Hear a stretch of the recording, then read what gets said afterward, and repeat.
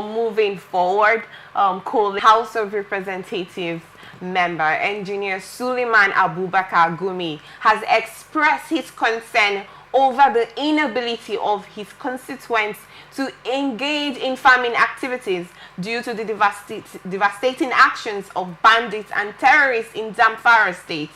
Speaking over the weekend after he, along with hundreds of his constituents, defected from the People's Democratic Party, PDP, to All Progressive Congress, Gumi noted that the prevailing insecurity has severely affected the livelihood of his people.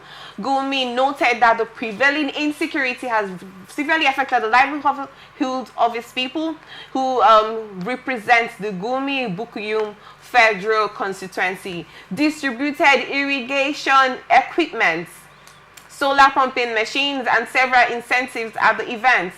He also pledged to work towards the constructions of access roads to facilitate his constituents' return to their farmlands.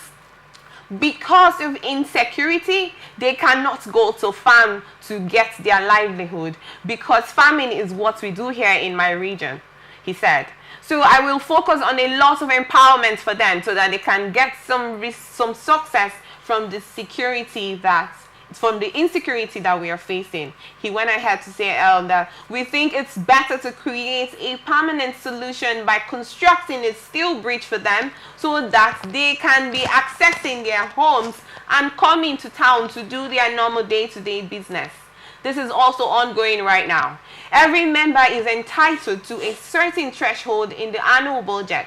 At this moment, what our people are suffering from is insecurity. I announce the commencement of the construction of a major road that is leading to the farms in Gumi local government. The reason is that if we are encouraging people to go to farm, we should pave the way for them to go to farm and bring out their produce with ease. By creating that road, we will open more farmlands in areas where there is good security so that they can go to farm.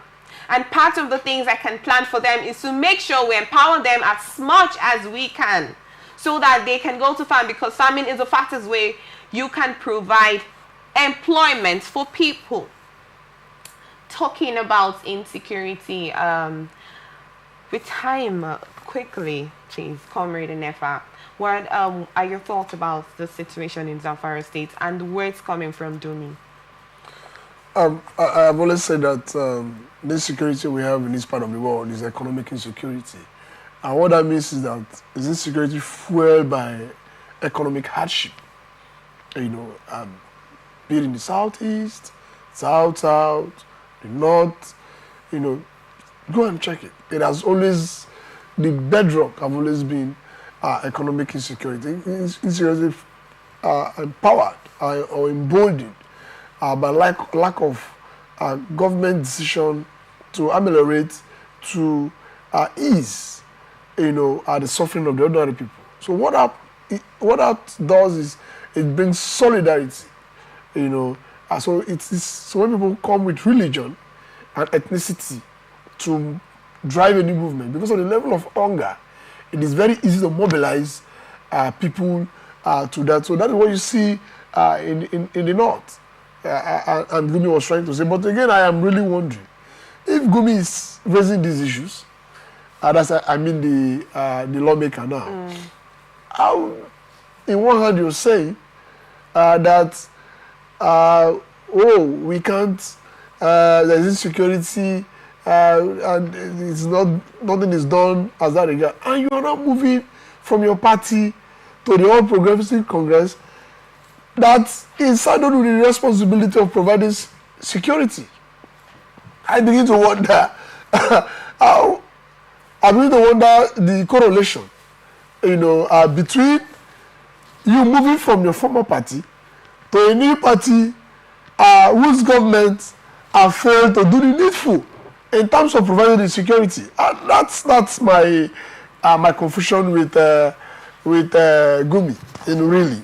You know, but by and large, the issues he addressed are very germane, serious, and I think that there are issues that the federal government and all stakeholders should look at. Okay, the insecurity in the north right now is an alarming situation, and it has called for concern.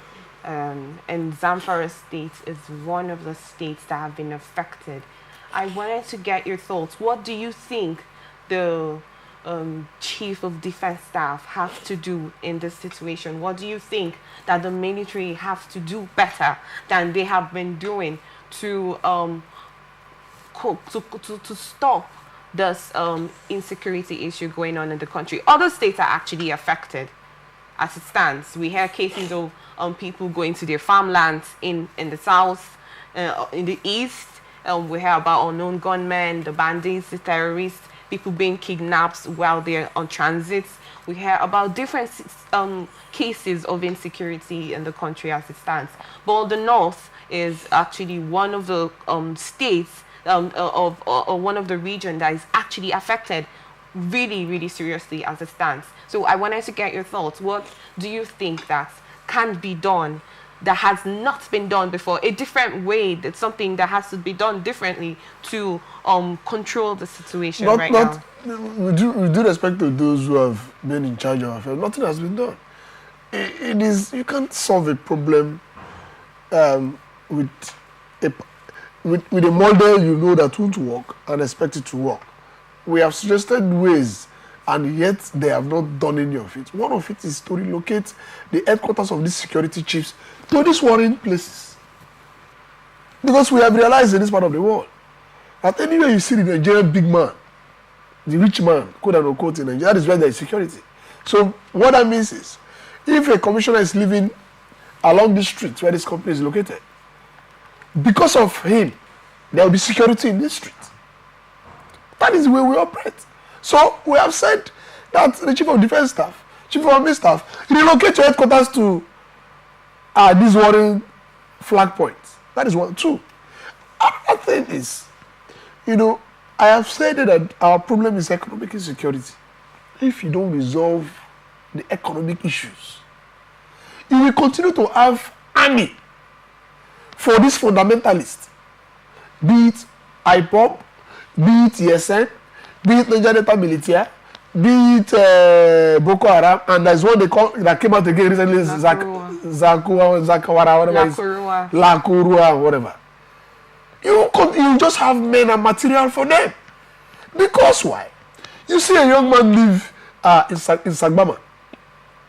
No future, no hope. The whole of the rivers are polluted. He can't even fish. All his life, he has not gotten to Inegua all his life, which is the state capital. Nothing to survive.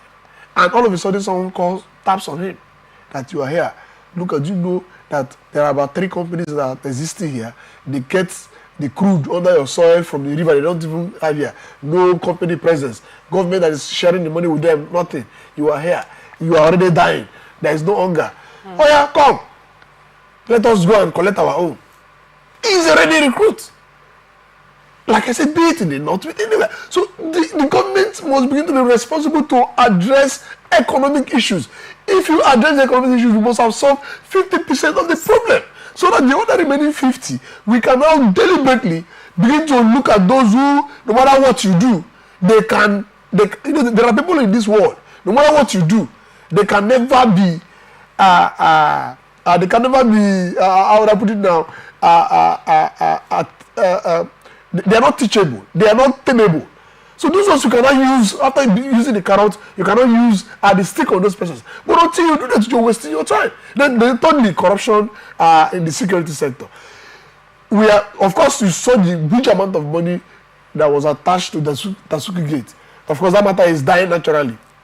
When there is no punishment, especially on the item of security, the next person that comes will collect his own because he knows that it will still go by way of Dasuki. So when you don't punish wrongdoing, look at the amount of money that was diverted. Where Dasuki and those who did it with him openly confessed on different records, mentioning names that, so when you have that kind of a country, when you have that kind of a situation, when I use the words I used the last time, you say, these words are not good. But you can imagine the kind of, how do you now relate? Do you know the number of people that have died as a result of the Boko Haram crisis? So these are the issues. Thank you very much, but we have to move forward.